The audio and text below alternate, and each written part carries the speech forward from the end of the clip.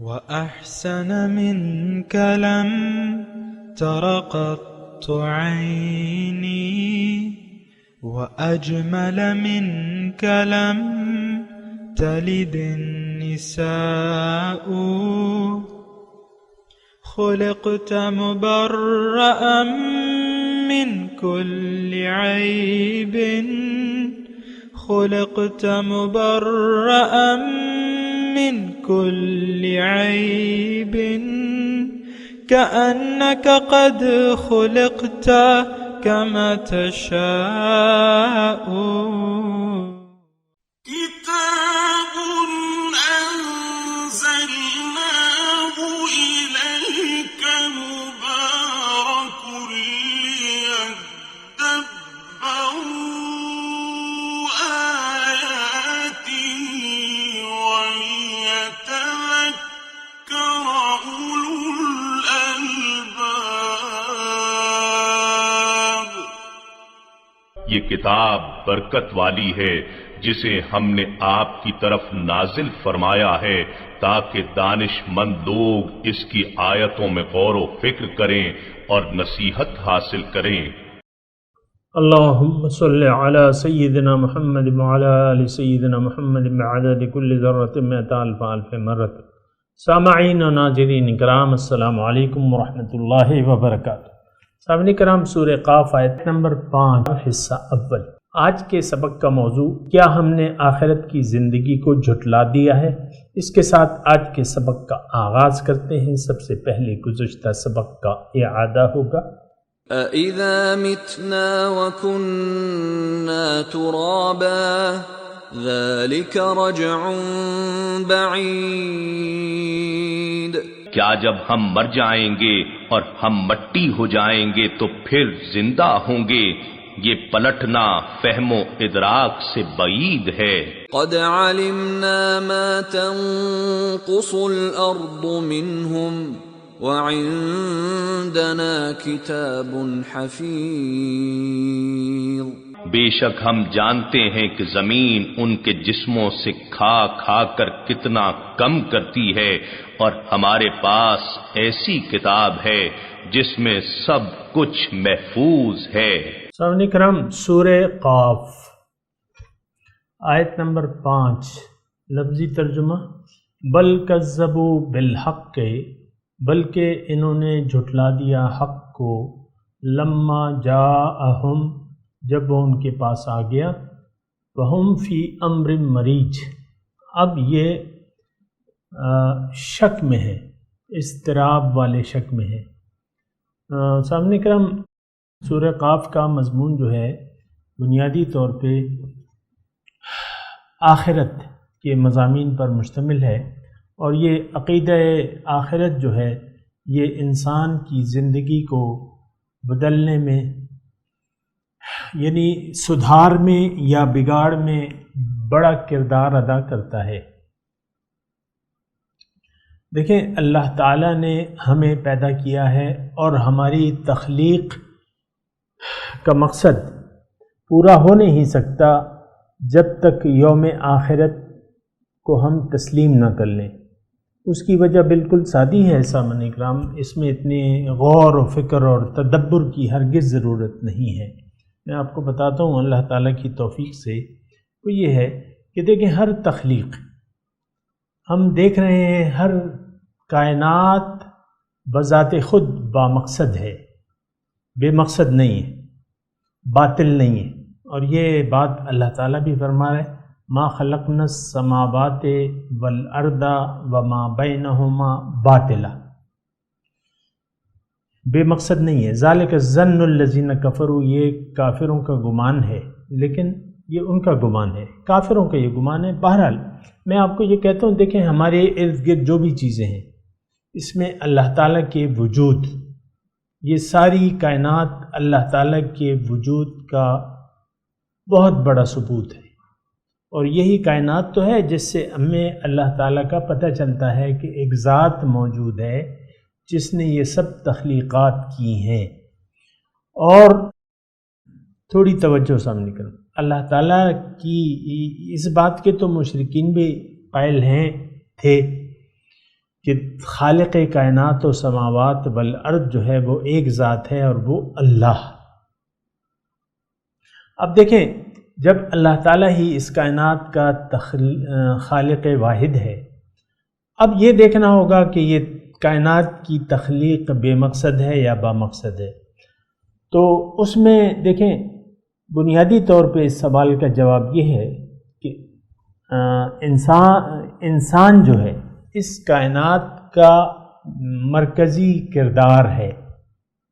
وَلَقَدْ كَرَّمْنَا بَنِي آدم، اللہ تعالیٰ نے یہ کائنات کو کرمنا بنی آدم، میں نے بنی آدم کو فضیلت دی ہے۔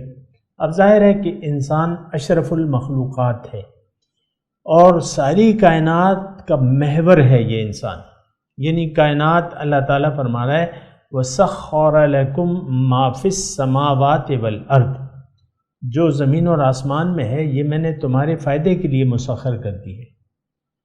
لیکن اچھا، اب اس میں سوچ کی بات یہ ہے تھوڑی دیر کے لیے، دیکھیں ہر چیز کا ایک مقصد ہے، تخلیق با مقصد ہے، یہ بات تو ہماری عقل بھی ہمیں بتاتی ہے، اور یہ بات بھی ہم عقل سے سوچ سکتے ہیں کہ اس کائنات کا جو مرکزہ ہے، یعنی جو بینیفیشری ہے، فائدہ اٹھانے والی ہے، وہ انسان، حضرت انسان ہے۔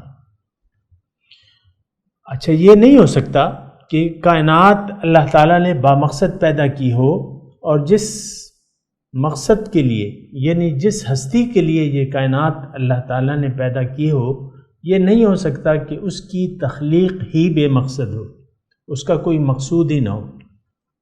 دیکھیں یہ سوچنے کی باتیں ہیں، اس میں زیادہ میں نے آپ کو کہا نا کہ عقل و فکر تدبر آپ نہ کریں۔ بھئی انسان مرکزہ کائنات ہے، اب یہ کیسے ہو سکتا ہے کہ ساری کائنات کا جو تو مقصود ہے اور وہ انسان کو فائدہ دینا ہے، تو یہ کیسے ہو سکتا ہے کہ جس ہستی کے لیے یہ سارا انتظام اللہ تعالیٰ نے کیا ہے وہی بے مقصد ہو، اس کی تخلیق بے مقصد ہو؟ ایسا نہیں ہو سکتا۔ یہ تو دیکھیں عقل بھی کوئی چیز ہے، ہمارے پاس جو عقل ہے نا، اس کی یعنی بہت بڑی اہمیت ہے۔ اللہ تعالیٰ نے جب یعنی تخلیقات کی تو پھر نفس کو پیدا کیا، ہمارے ساتھ جو نفس ہے نا، تو اس سے پوچھا کہ تو کون ہے، میں کون ہوں؟ تو نفس نے کہا کہ تو ہے اور میں ہوں۔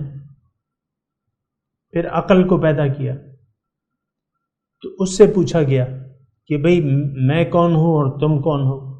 تو اس نے جواب دیا کہ اے اللہ تعالیٰ، میں آپ کی مخلوق ہوں، آپ میرے خالق ہیں۔ یعنی اس نے اپنے آپ کو پہچان لیا، عقل نے پہچان لیا، نفس نے نہیں، نفس تو خود سر تھا۔ تو بہرحال اللہ تعالیٰ نے پھر عقل سے کہا کہ بِکَ آخُذُ وَبِکَ أُعْطِی، تمہاری وجہ سے میں کسی کی پکڑ کروں گا اور تمہاری وجہ سے میں کسی کو عطا کروں گا۔ اب ظاہر ہے کہ جس کی پکڑ ہو گئی تو وہ تو پھر جہنم میں ڈالا جائے گا، یہ بات بھی بالکل واضح ہے سامنے کرام، کیونکہ پکڑ تو غلطی کرنے والی کی ہوتی ہے نا، جو غلطی نہیں کرتا اس کی تو پکڑ نہیں ہوتی۔ تو میں آپ سے یہ عرض کر رہا ہوں، یہ مضمون ہم سن رہے ہیں، سمجھ رہے ہیں، پڑھ رہے ہیں، دیکھ رہے ہیں، تو دیکھیں مغالطے کی ضرورت نہیں ہے، یعنی دھوکہ کھانے کی ضرورت نہیں ہے۔ اللہ ہمارا خالق ہے اور اس نے ہمیں بے مقصد پیدا نہیں کیا ہے، اس کا ایک خاص مقصد ہے، ظاہر ہے، اور وہ مقصد کہیں اعلیٰ تر اور عظیم الشان ہے باقی مخلوقات کے مقصد سے۔ باقی مخلوقات کا تو مقصد واضح ہے سامنے کرام، باقی انسان کے علاوہ باقی جو موجودات ہیں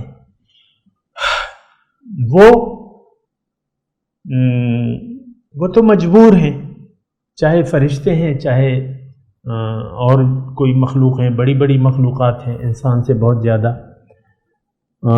لیکن جس ہستی کے لیے اللہ تعالیٰ نے اس کائنات کو پیدا کیا ہے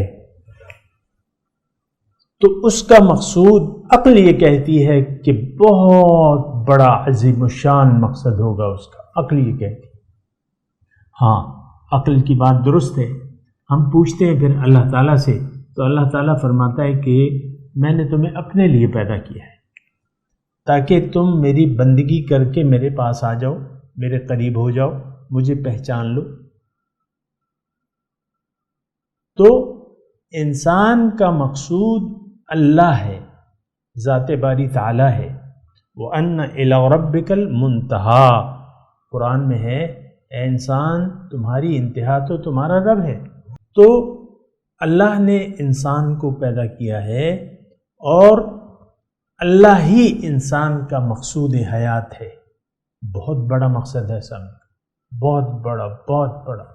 اس سے بلند مقصود ہو ہی نہیں سکتا.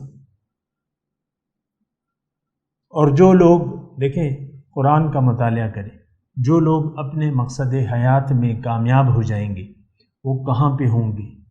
اول تو یہ ہے کہ وہ متقی لوگ ہوں گے، کیونکہ جنت اللہ تعالیٰ نے متقیوں کے لیے بنائی ہے. متقی کون شخص ہے؟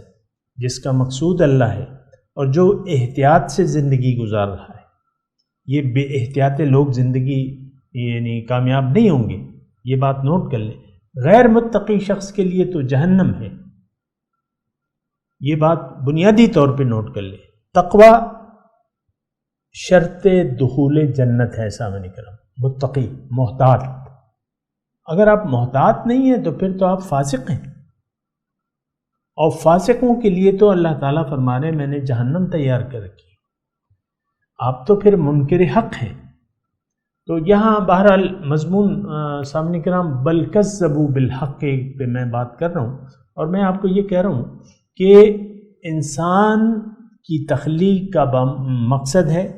دیکھیں سورہ قاف کا ہم مطالعہ کر رہے ہیں، اور میں نے آپ کو کہا ہے کہ اس کا بنیادی مضمون جو ہے اس کا تعلق آخرت سے، عقیدہ آخرت سے ہے. اب عقیدہ آخرت یعنی ہم لوگ تو عملاً اس سے انکاری ہیں. ہمارا تو عقیدہ دنیا پہ ہے، یقین دنیا پہ ہے، لیکن میں اس کی بات نہیں کرتا، میں تو آخرت کی بات کر رہا ہوں کہ ہماری منزل دنیا نہیں ہے. الدنیا دار لمن لا دار لہ ومال لمن لا مال لہ. دنیا اس کا گھر ہے جس کا کوئی گھر نہ ہو، اس کا مال ہے جس کا کوئی مال نہ ہو. تو سامعین کرام یہ ساری باتیں ہیں اور آپ کے نوٹ کرنے کی ہیں کہ ہم اور آپ اس پر غور کریں اور اس کے نقطے کو پہنچیں کہ ہم کیوں ہیں. دیکھیں میں آپ کو یہ کہہ رہا ہوں، یہ مضمون اصل میں آسان تو ہے عقلی لحاظ سے، عقیدہ آخرت کو مان لینا، تسلیم کر لینا یا اس کا سمجھ میں آ جانا. اچھا دیکھیں اب ہم انسان کے مقصود پر بات کرتے ہیں، اس سوچنے اور سمجھنے کی کوشش کرتے ہیں. دیکھیں انسان یعنی عقلی طور پہ میں آپ کو بتا رہا ہوں، یعنی انسان کی جو زندگی ہے وہ ہمارے سامنے ہے. پیدا ہوتا ہے، تعلیم حاصل کرتا ہے، پھر جو یعنی کاروبار کرتا ہے یا عورت جو ہے خاتون خانہ بن جاتی ہے، اور یہ اولاد توالد و تناسل کا سلسلہ شروع ہو جاتا ہے. اتنے میں مرد جو ہے وہ اپنی توجہ کاروبار پہ بھی رکھتا ہے، کاروبار کو بڑھاتا ہے اور اولاد کو بھی پالتا رہتا ہے. اس میں وہ اپنا جتنا بھی اضافہ کر لے دنیا میں، لیکن اس سے میری کوئی غرض نہیں ہے. لیکن آپ دیکھیں کہ اس کے بعد جو ہے وہ انسان آہستہ آہستہ زندگی کے ماہ و سال گزارتا رہتا ہے اور بڑھاپے کی طرف ظاہر ہے انسان پھر بوڑھا ہو جاتا ہے. بوڑھا ہو جاتا ہے اور سب کچھ چھوڑ چھاڑ کے جو ہے جو بھی اس نے کمایا تھا، یعنی اس نے مثال کے طور پہ آدھی دنیا کا مالک بن گیا اور 100 اس کے بیٹے ہیں اور 100 بیٹیاں ہیں. مثال کے طور پہ عرض کر رہا ہوں، 1000 بنگلے ہیں، 1000 کوٹھیاں ہیں اور ہر ملک میں اس کا ایک مکان ہے. مثال کے طور پہ عرض کر رہا ہوں. لیکن جب مرتا ہے سب کچھ چھوڑ چھاڑ کے چلا جاتا ہے. اس کے پاس کوئی جائیداد کی دستاویزات نہیں رکھی جاتی قبر میں اس کے ساتھ. نہ بیٹے اس کے ساتھ قبر میں اترتے ہیں کہ بھئی ہم تو تمہارا مقصود تھے، ہم بھی تمہارے ساتھ جاتے ہیں، تم جا رہے ہو ہم بھی چلتے، تم جہاں جا رہے ہو. ایسا نہیں ہوتا. بیوی بچے مال دولت سب کچھ چھوڑ چھاڑ کے وہ اس کو لٹا دیا جاتا ہے اور اس پر من و مٹی ڈال دی جاتی ہے، بس ختم۔ تو دیکھیں یہ کیا زندگی ہے۔ آپ نے آدھی دنیا اگر آپ نے نام کر بھی لی، ہزاروں خربوں ڈالر آپ نے کما بھی لیے، اولاد ہے آپ کی، کوٹیاں ہیں، جائیداد ہے، یہ ہے وہ ہے، کارخانے ہیں، لیکن آپ تو سب کچھ رہ گیا۔ اس کا کیا مطلب ہے؟ دنیا کو اگر آپ منزل بنا بھی لیں، دنیا کو مقصود بنا بھی لیں، کامیابی اسی کو سمجھ لیں، اور اگر وہ آپ کو حاصل بھی ہو جائے، فرض کر لیں حاصل تو آپ کی حسب منشا آپ کو دنیا نہیں حاصل ہو سکتی، لیکن اگر آپ اس کو حاصل بھی کر لیں تو، لیکن جب دنیا سے آپ جائیں گے سب کچھ چھوڑ جائیں گے۔ تو بہرحال میں جو نقطہ یہاں بیان کرنا چاہتا ہوں وہ یہ ہے کہ انسان کو اس دنیا سے کچھ حاصل نہیں ہو سکتا۔ اگر انسان دنیا کو اپنی منزل بنا بھی لے تو پھر بھی اس کو کچھ حاصل نہیں ہو سکتا دنیا سے، اور آخر کار اسے سب کچھ چھوڑ چھاڑ کے مر جانا ہے۔ کیا؟ مر جانا ہے۔ اب آپ جب مر جاتے ہیں تو اگر پھر آپ دیکھیں کہ یہ کیوں آیا تھا، اب سوال قائم کرنے کہ انسان کیوں آیا تھا۔ اصل میں یہ جو میں کہانی بیان کر رہا ہوں یہ گھر گھر کی کہانی ہے۔ ہم سب دنیا کے کولو کے بیل کی طرح اس دنیا کی گرد چکر لگا رہے ہیں۔ جس طرح کولو کا بیل ہوتا ہے نا، ابھی تو وہ آ گئے ہیں، ٹیوب ویل آ گئے ہیں اور آبپاشی کے دیگر نظام حیات ہیں، لیکن پہلے یہاں ایسا ہوتا تھا کہ جہاں نہر نہیں ہوتی تھی وہاں ایک بڑا کنواں کھود دیا جاتا تھا اور اس سے آبپاشی کی جاتی تھی، اور اس سے پالنے، اکثر آپ لوگوں نے دیکھا ہوگا کہ وہ سسٹم کیا ہے، کولو یہ بیل کے آنکھوں پہ پٹی باندھ دی جاتی تھی اور اس کے گلے میں لکڑی کا وہ ایک ڈنڈا سا لگا دیا جاتا تھا، اور اس کا وہ جو سارا سسٹم ہے، مختلف ڈول، چھوٹے چھوٹے چھوٹے ڈول، اور وہ ایک چکر چلتا تھا اور کولو جو ہے وہ چلنا شروع کر دیتا صبح کے وقت، اور پھر مطلب 4-5 گھنٹے وہ چلتا رہتا تھا۔ لیکن جب اس کی آنکھیں کھلتی تو کولو، وہ بیل جو ہے وہ تو اسی طرح وہیں پہ کھڑا ہوتا تھا۔ دیکھیں ہم اس دنیا میں آئے ہیں، ساری زندگی ہم دنیا کی گرد چکر لگاتے رہتے ہیں، لیکن موت کے وقت جب ہم دیکھتے ہیں تو پھر بھی، یعنی انسان اکیلا آیا، اکیلا جا رہا ہے، اپنے ساتھ کچھ نہیں لایا تھا، اور جب جا رہا ہے تو کچھ بھی نہیں لے جا رہا۔ یعنی پیدائش کے وقت جو ہے جس حالت میں تھا اسی حالت میں اس کو مٹی میں دفنا دیا جاتا ہے۔ تو یہ کیا زندگی ہے؟ میں آپ سے سوال کر رہا ہوں، آپ خود بھی سوچیں اس بات کو۔ اصل میں آپ کو اگر سچ کہوں تو ہم آخرت کو نہیں مانتے، ہم دنیا کو مانتے ہیں، دنیا کو کامیابی کی وجہ قرار دیتے ہیں، دنیاوی یعنی جو بھی ہے دنیا میں، دنیا اور ما فیہا کو ہم منزل قرار دیتے ہیں اور اس کے پیچھے چل رہے ہیں۔ لیکن یاد رکھیں، آپ خود دیکھتے ہیں کہ جب انسان مر جاتا ہے تو اس کے ساتھ قبر میں نہ کچھ رکھا جاتا ہے اور نہ دنیا سے اس کو کوئی لیٹتا ہے اس کے ساتھ قبر میں۔ تو دیکھیں اب وہ خلاصہ کلام میں نکالتا ہوں۔ دیکھیں عقیدہ آخرت ہے، یہ سورہ قاف جو ہے اس کی بنیادی مضمون جو ہے وہ عقیدہ آخرت ہے۔ عقیدہ آخرت کی بنیاد پہ ہماری زندگی کا ایک مقصد طے ہونا ہے۔ اگر ہم آخرت کو منزل تصور کر لیں اور آخرت پر یقین کر لیں، اللہ تعالیٰ تو فرما رہے کہ تمہیں میں دوبارہ زندہ کروں گا۔ عقیدہ آخرت کیا ہے کہ تم دوبارہ زندہ ہوگے، ٹھیک ہے؟ کذالک تخرجون ہے نا، ابھی اسی آیت میں آ رہا ہے، کذالک الخروج، آیت نمبر 11 میں ہے۔ وَأَحْيَيْنَا بِهِ رِزْقًا لِلْعِبَادِ وَأَحْيَيْنَا بِهِ بَلْدَةً مَيْتًا کذالک الخروج، اسی طرح تم دوبارہ نکالے جاؤ گے۔ تو اللہ تعالیٰ نے ہمیں یہ فرمایا ہے۔ دوسری بات میں یہ کہہ رہا ہوں، میں دیکھیں آج کے درس کا بنیادی طور پہ میں آپ کو متوجہ کر رہا ہوں آخرت کی طرف، کہ آخرت ہمارے مستقل مکان ہے اور رہنے کی جگہ ہے۔ وہاں دو ٹھکانے ہیں، جو یا تو ناکامی ہے، یعنی اگر آپ دنیا میں ناکام ہو گئے تو اس کا نتیجہ آخرت میں اچھا نہیں ہوگا۔ یہ ایک بات نوٹ کر لیں۔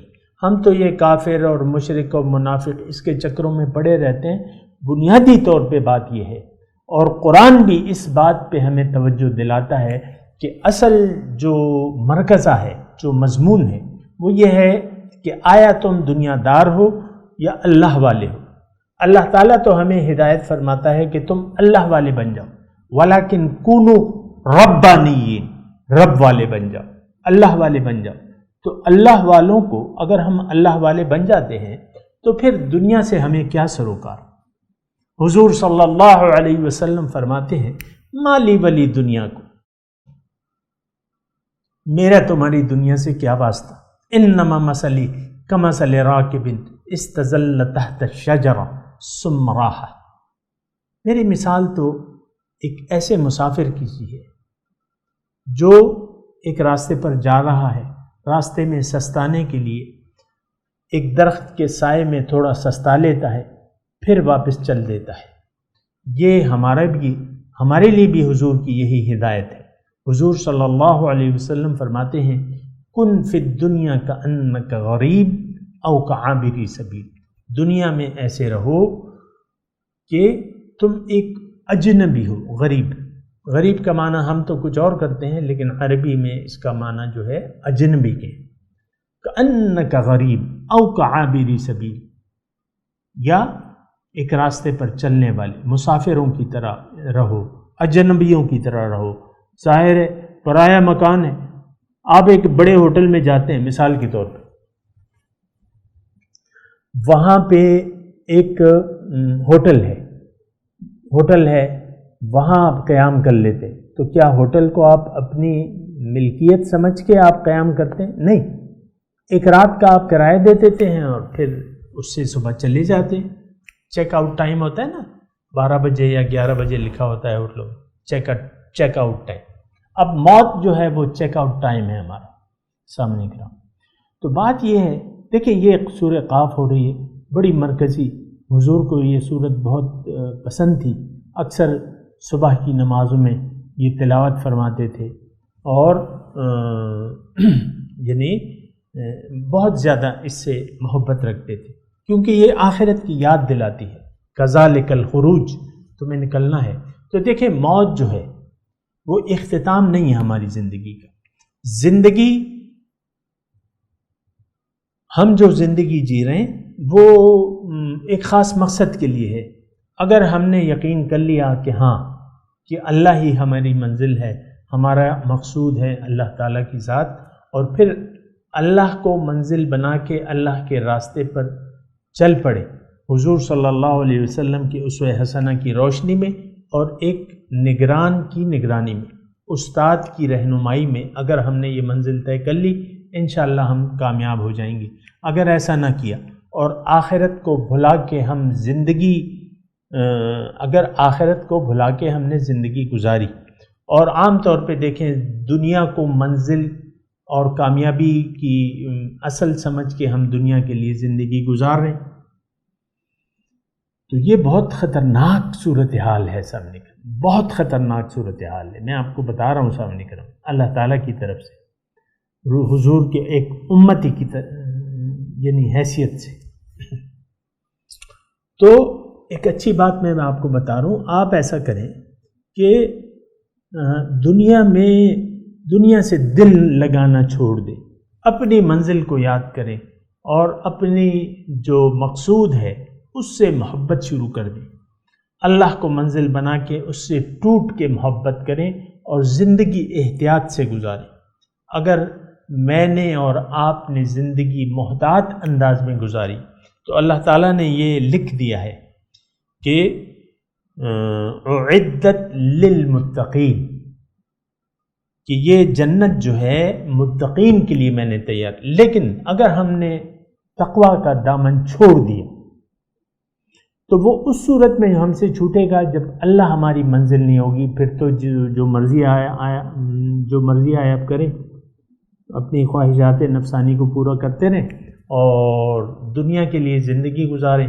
یہ بات جو ہے بڑی خطرناک ہے، ایسا نہیں ہونا چاہیے۔ سامعین کرام، میں آپ سے عرض کر رہا ہوں، اور لہٰذا آج کی گفتگو کا خلاصہ جو ہے، دیکھیں میں نے آج بات کی ہے بل کذبوا بالحق لما جاءہم۔ آج کا جو سارا مضمون میں نے آپ کے سامنے ادا کیا ہے وہ اس بنیاد پہ ہے کہ انہوں نے حق کو جھٹلا دیا۔ اب حق کیا ہے؟ اللہ ہماری منزل ہے۔ حق کیا ہے؟ کہ ہمارا کامیابی کی جگہ جو ہے وہ آخرت ہے۔ تو یہ تو حق ہے۔ اگر ہم اس حق کو نظر انداز کر کے زندگی گزارتے رہے تو پھر جو ہے کام بہت خراب ہو جائے گا۔ بل کذبوا بالحق لما جاءہم۔ بہرحال سامعین کرام، یہاں پہ رک کے میں آپ سے اجازت چاہتا ہوں کیونکہ وقت ہمارا پورا ہونے والا ہے اس درس کا۔ میں تلاوت کرتا ہوں، میرے ساتھ دہرائیے۔ اعوذ باللہ من الشیطان الرجیم، بسم اللہ الرحمن الرحیم۔ بل کذبوا بالحق لما جاءہم